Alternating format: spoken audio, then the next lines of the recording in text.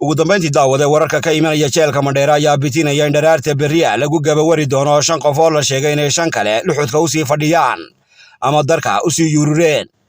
waxay wararku ka dhawaajiyeen in dadka lagu wargeliyay inay u diyaar garoobaan sidii ay ugu kici lahaayeen xaggan iyo dhankii loo badnaa.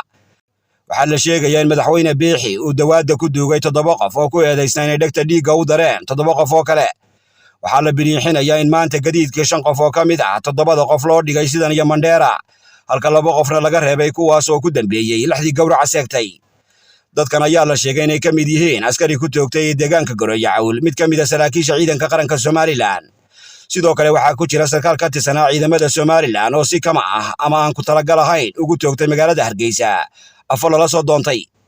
si kastaba ha ahaatee wararka humbaaleynaya waxay sheegayaan in hiirta waabari ee dharaarta berriya marka geed iyo nin la kala garto dadkan lagu shanaqi doono tiirka dadka lagu tigtigo ee Mandheera. gunti iyo gabagabadii waxaa wararku sheegayaan in waxankoodii agaskoodii iyo gamaadoodiiba ay u wada joogi doonaan wixii noolaada dharaarta berriya haddii eebba yidhaahdo.